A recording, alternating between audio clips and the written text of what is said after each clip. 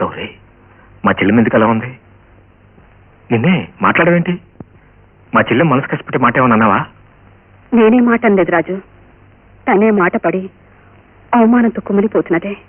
మరి మరి అదే ఏం లేదు, మీ చెల్లెమ్మ విపరీతమైన జ్వరంతో బాధపడిపోతున్నది. బాబాయ్, చెల్లెమ్మ జ్వరమే?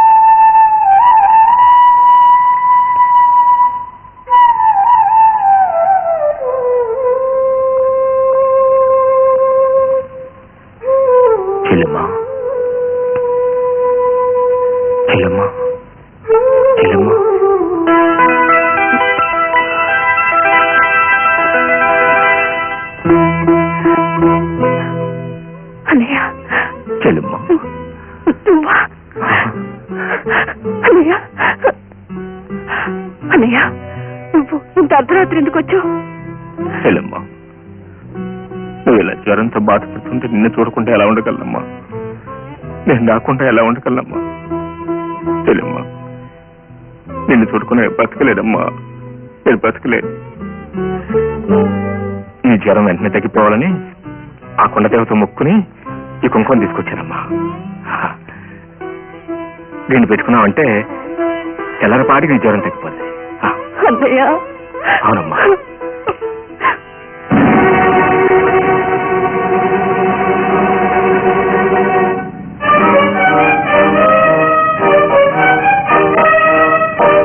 బావగారు, ఇందులో చెల్లెమ్మ తప్పేం లేదు బావగారు. చెల్లెమ్మకి చాలా జ్వరంగా ఉందని తెలిసి మా కొండ దేవత లేదు బావగారు, ఆమె దగ్గరికి వెళ్ళి ఈ కుంకుమ తీసుకొచ్చాను. ఈ కుంకుమ పెట్టుకుంటే తెల్లారేసరికల్లా జ్వరం ఉన్నదన్నట్టే మాయమైపోతుంది బావగారు. ఒట్టు బావగారు, మా అమ్మే ఒట్టు, నిజం బావగారు. బావగారు, అలా కోపంగా చూడదు బావగారు. నేను ఇక్కడ రావడం తప్పైతే నన్ను క్షమించదు బావగారు. మళ్ళీ ఈ జన్మలో ఇంటి ఛాయలకు కూడా రాను. మా చెల్లెమ్మను మాత్రం ఏమనకండి బావగారు. మీకు అంత కోపంగా ఉంటే నన్ను తిట్టండి, కొట్టండి, చంపండి. నా మాట కాదని ఇంట్లో అడుగు పెట్టడానికి నీకెంత ధైర్యంగా?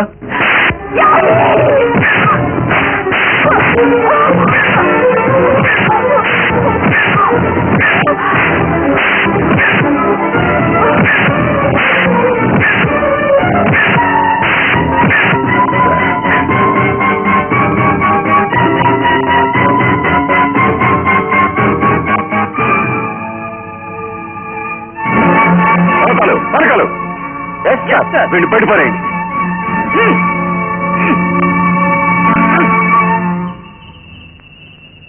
పొద్దుననగా వెళ్ళాడు. ఎక్కడికి వెళ్ళాడో ఏమిటో, తేడా లేదు, జవాబు లేదు. ఎంతసేపు చెల్లి చెల్లి అంటావు తప్ప ఏమిటో వాళ్ళ గురించి పట్టించుకోడు.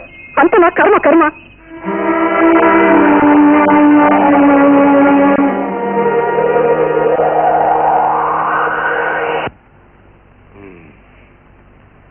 ఇంత దారుణమైన అపాదన మీద వేశారంటే లేదు కొండయ్య, ఇది ఆయన పుట్టిన బుద్ధి కాదు. ఎవరో గిట్టని వాళ్ళు ఆయన మనసులో ఇచ్చి రేపారు. అది సరే రాజు, అంత కిట్టని వాళ్ళు ఈ ఊళ్ళో నీకు ఎవరున్నారు? ఈ ఊళ్ళో కాదు కౌరీ, ఆ ఇంట్లోనే ఎవరో ఉండుంటారు. నిజం రాజు, నువ్వు అంటే నాకు గుర్తొచ్చింది. నీకు శాంతంకి లేనిపోని సంబంధం ఉందని, ఆ చూడలేక పని కూడా మానేశానని ఆ ఇంటి పని చెప్పిందంట. నువ్వా? నేనే. నా మీద ఎందుకు ఇంత అభాండం వేశావు? రాజు, మరి ఇదిగా చెప్తావా లేకపోతే? చెప్తాను. చెప్పు. ఆ పానకాలు పర్వతాలు పానకాలు పర్వతాలు నాకు డబ్బు ఇచ్చి నా చేత అబద్ధం చెప్పు. పానకాలు పర్వతాలు నువ్వెన్నా రేపు నాటు సరుకు ఏది ఫారెన్ సరుకు అవును ఫారం పర కనిపెట్టారా మాన్బాడు రోడ్డు మీద మనుషులు నట్టడానికి మేము తప్ప అరే ఈడు రాజులాగా ఉన్నాడు.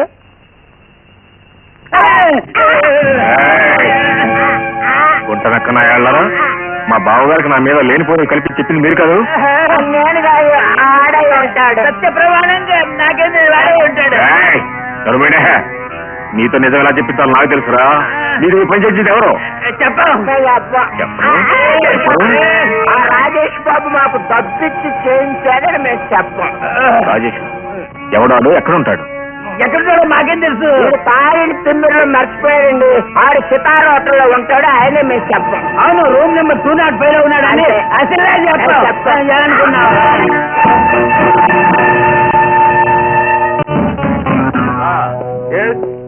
అవును, అకౌంట్స్ చూసి పెట్టాను.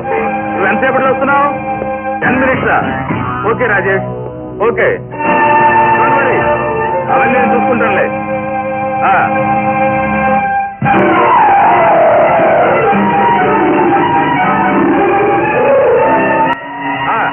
రవికాంత్, రాజా, రమేష్ రమేష్ రమేష్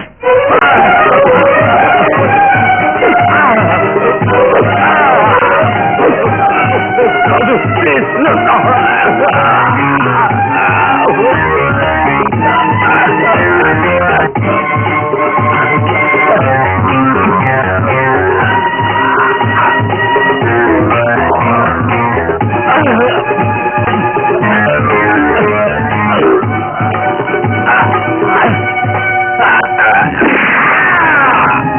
రమాకాంత్, రమాకాంత్, రమాకాంత్, రమాకాంత్, రమాకాంత్. నీ పాత్రని రాజు మద్దతు చేశాడా? వెంటనే బయలుదేరుస్తున్నాను.